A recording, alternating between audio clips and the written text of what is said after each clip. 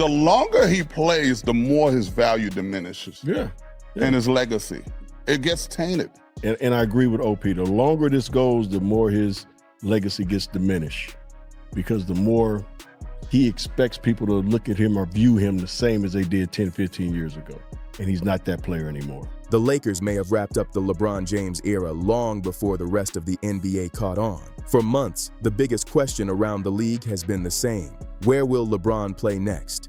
But what if everyone has been looking at the wrong side of the story? What if the real headline isn't that LeBron wanted out, but that the Lakers had already started preparing for life after him? And the contract with the Lakers But now. what did I say? The Lakers are going to be like, really now?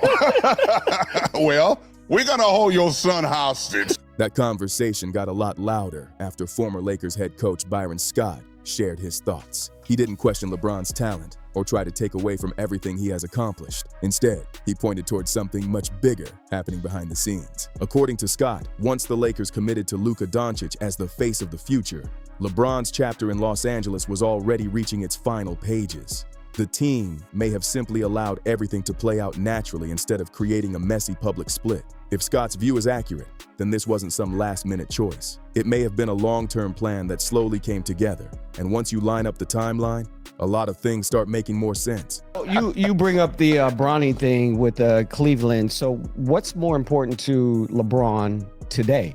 Is it winning another championship, playing with his son, or finishing off his legacy? None of that. The championship already out the window. He's not going to catch anybody, whoever it was. He's not going to catch Kobe. He's not going to catch Jordan. He damn sure ain't catching Bill Russell, okay? This is about controlling narrative. That's all it is. It's come down to.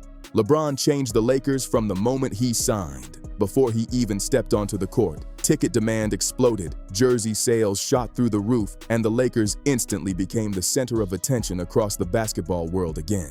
1 year later, they traded for Anthony Davis, captured an NBA championship, and pushed the franchise back to the top of the league. No matter where fans stand on LeBron, it's hard to argue with the impact he made. He helped bring the Lakers back into championship conversations and kept them in the spotlight for years. But every great partnership eventually reaches a turning point. NBA teams can't make decisions based only on emotions. Their job is to think 5 or even 10 years ahead. They have to recognize the right moment to move from one era into another, because waiting too long can slow down an entire franchise. Because I damn near want to agree with you, but I don't. So you think he can still get one? No, I didn't say that either. Okay. You said it was three. There was three scenarios. Yeah, 3 scenarios I gave you. And the winning the championship, playing with his I son. think that's out the window. Finish his career and He's already legacy. played with his son. He played with his son already. So it might be the latter. I just don't think that at his age right now, what he's been able to accomplish in this league, and I agree with OP, the longer this goes, the more his legacy gets diminished, because the more he expects people to look at him or view him the same as they did 10, 15 years ago. And he's not that player anymore.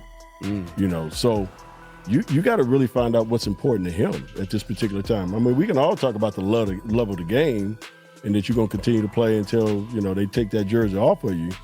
But at some point in time, you don't also want to go out with it being tainted. You know what I'm saying? And that's where he's kind of getting into that gray area right now. That's why Luka Doncic changed everything. When the Lakers brought him in, they weren't just adding another superstar. They were bringing in one of the league's biggest young franchise players. Luka isn't someone you expect to build around for just one season. He's the kind of player organizations hope can lead them for the next decade. That completely changes the way a front office looks at every decision. Instead of asking how to get the most out of LeBron's remaining years, the focus naturally shifts toward getting the most out of Luka's prime. Every contract, every trade, every draft pick, and every roster move starts being viewed through that new lens. He will not win another championship. Period. But hypothetically, like you said, unless he pulls a Patrick Ewing. You know, get a ring as an ambassador for a team. Congratulations, Pat, by the way. Oh, yeah, because he got the coaching job with the Wizards. He just got the job. But he's not winning another ring.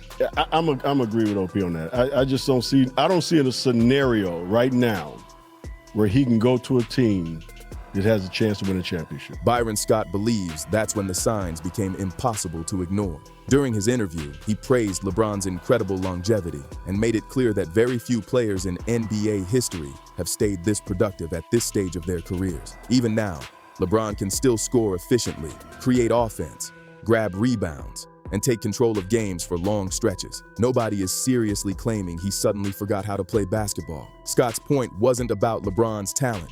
It was about everything that comes with adding LeBron James to a roster.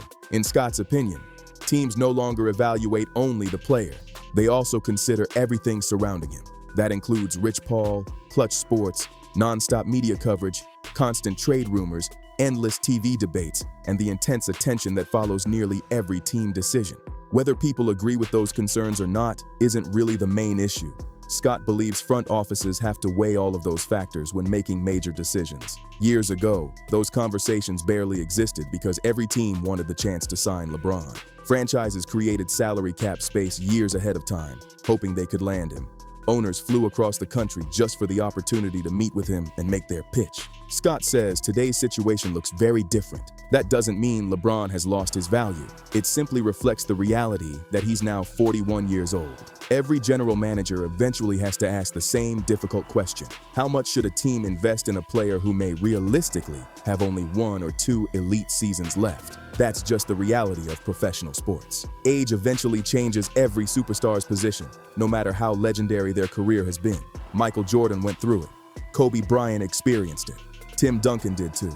Dirk Nowitzki faced it as well. Every all-time great eventually reaches the point where organizations begin looking ahead instead of only focusing on the present. According to Scott's perspective, the Lakers recognized that moment before most people did. Many fans point to the team's recent roster decisions as one reason this idea has gained so much attention.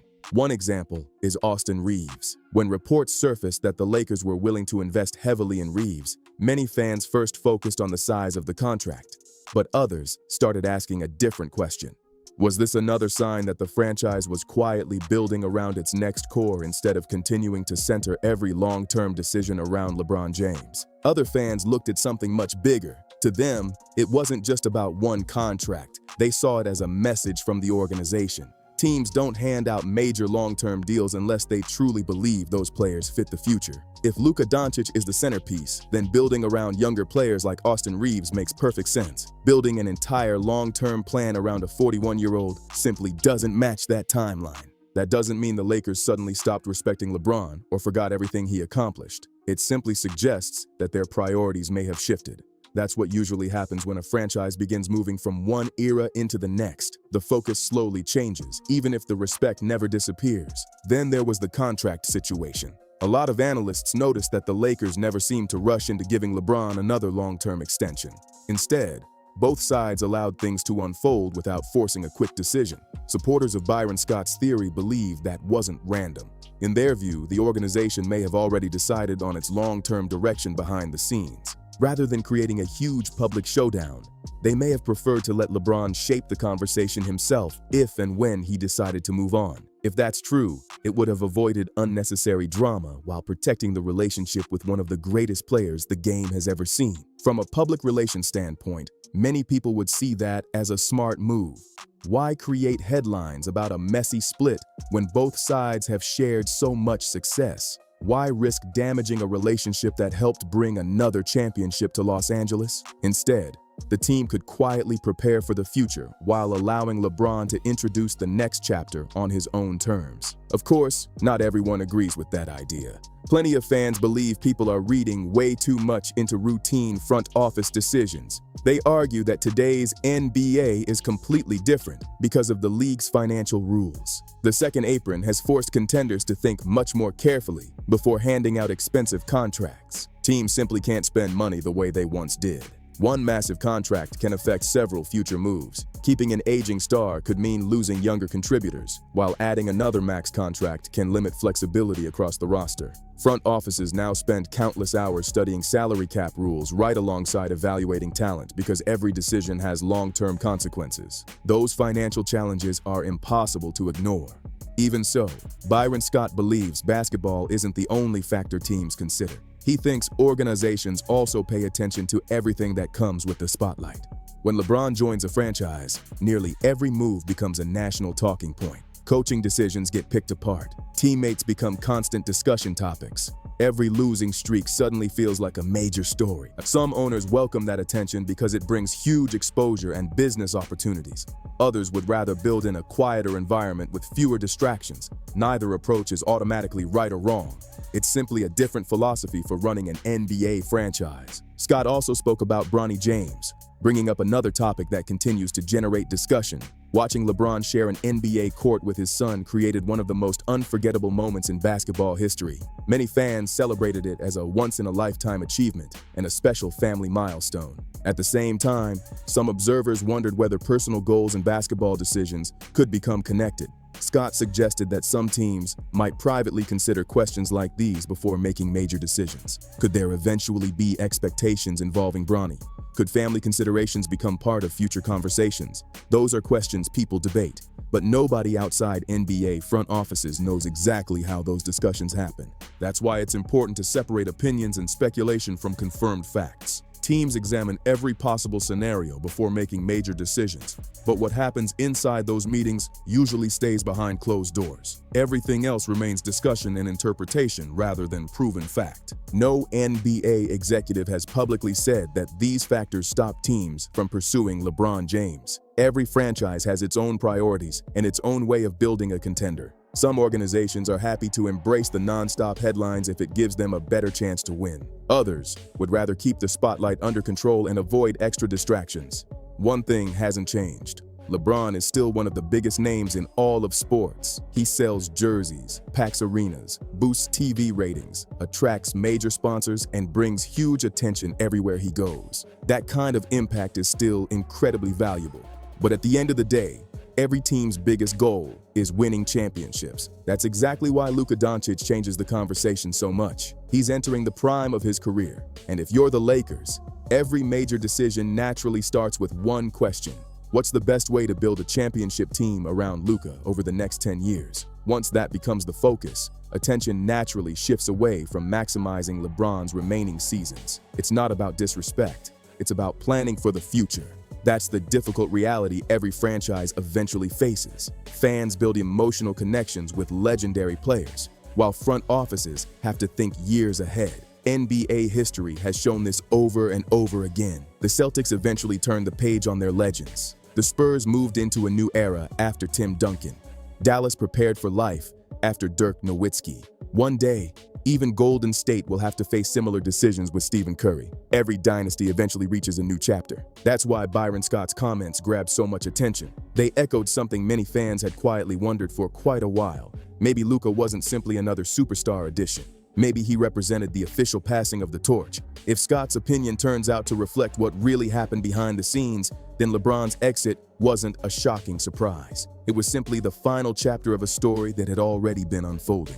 None of that takes away from what LeBron accomplished in Los Angeles. His Lakers career includes an NBA championship, unforgettable performances, and one of the most remarkable stretches ever produced by a veteran player. That legacy isn't going anywhere. What he achieved is already part of basketball history, but front offices don't make roster decisions based only on past achievements. They make them based on who gives the team the best chance to compete for future championships. That's why some decisions end up unpopular. Fans naturally focus on today, while executives are trying to predict what tomorrow will look like.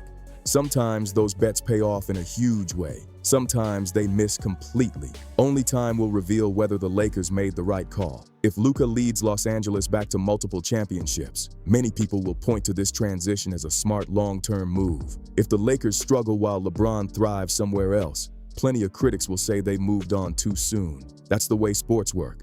Results have a way of changing the entire story. What do you think? Did the Lakers make the right decision by focusing on the future, or should they have stayed committed to LeBron for a little longer? Drop your thoughts in the comments because we'd love to hear your take. If you enjoyed this video, make sure to hit the like button, subscribe for more NBA stories, and share this video with other basketball fans so they can join the conversation. Thanks for watching, and we'll see you in the next one.